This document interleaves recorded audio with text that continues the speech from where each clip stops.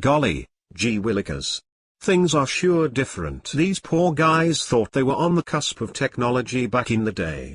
And I guess they were, 60 years ago, that is. But a computer at this time was so limited. Right now you have more computing power in your cell phone than 20 of those big huge old clunkers. Professionals refer to computers, tablets and cell phones as information technology.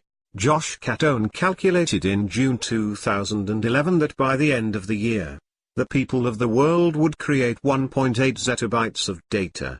The building blocks of information. That is a heck of a lot of information. Way more than your mama can count, to be blunt. Catone visualizes this number in several ways. If every person in the United States, using Twitter, posted 3 tweets per minute, it would take 26,976 years to create 1.8 zettabytes. Storing that much information would take 57.5 billion, 32 gigabyte iPads, which could be stacked into a mountain 25 times taller than Mount Fuji in Japan. And just for reference, Mount Fuji is 12,388 feet tall. I don't care who you are, there's no way you're going to get through all that material by yourself. You would die first. Just like Kenny, we live in a time when information isn't just a nice thing. It's crucial to our survival. Researchers and experts refer to our world as an information society.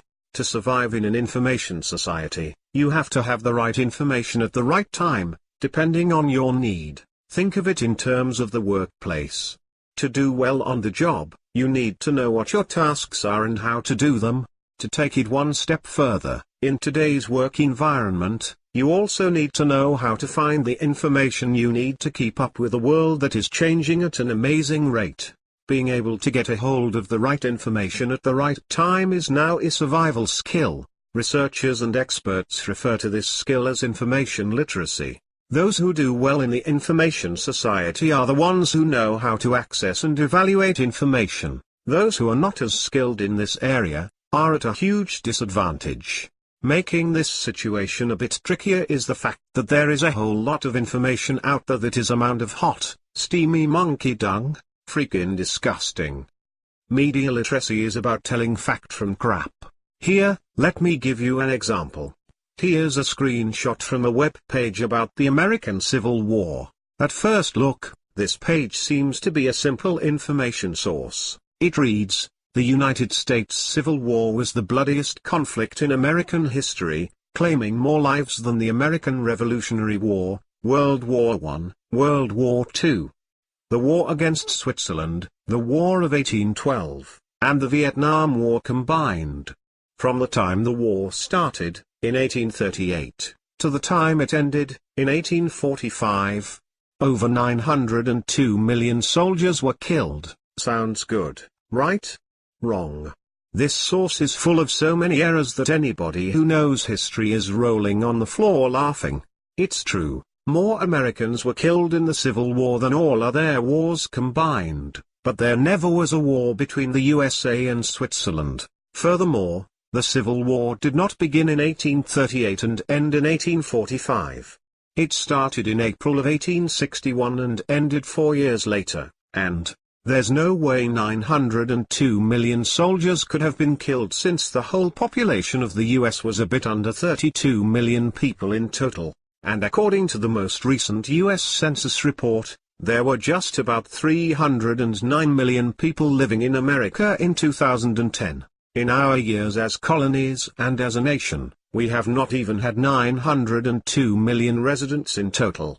The whole page goes on to tell all kinds of other lies that smell as bad as 3-month-old rotten fish in your refrigerator. But in spite of all that, this web page has been used over and over again in school reports for years, which has resulted in a bunch of crap grades. While this example may be relatively harmless and even funny, there are other examples that are not humorous at all, and that are even destructive. This is a screenshot from a website whose URL is martinlutherking.org. On the surface, it looks like a site that would be good for research and information on the civil rights leader.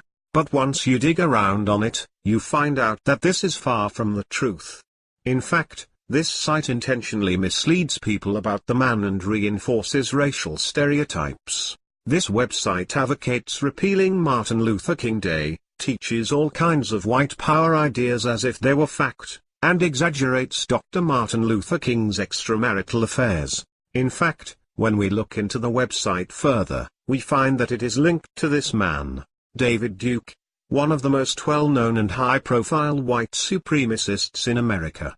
He is a former Grand Wizard of the Knights of the Ku Klux Klan, who was a representative in the Louisiana state legislature, who ran for the U.S. Senate and even campaigned to become the President of the United States. This idiot has, for years, been outspoken in his views against African Americans and Jews. With a background like that, how the heck could you trust his so-called efforts to educate the public about Dr. Martin Luther King Jr.? And yet, many Americans have believed the manure that spills from his mouth. He openly wants to destroy the rights of all non-white Americans. This is poisonous information. If you are a racist twit, then this is your man. If you are not a racist twit, then what he says, writes, and supports is probably not for you. The lesson here is that you have to be very careful about where you get your information. Wrong information could make you look like an idiot at best, or land you on the F-list or in the unemployment line. At worst, it could even land you in prison, convicted of a crime or being an accessory.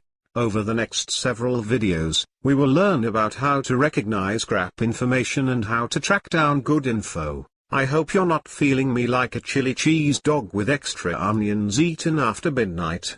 Ugh. No, rather, I hope you're feeling me like a nice fuzzy blanket at bedtime with the blissful dust of sleepiness on your eyelids. Speaking of which, I need a nap.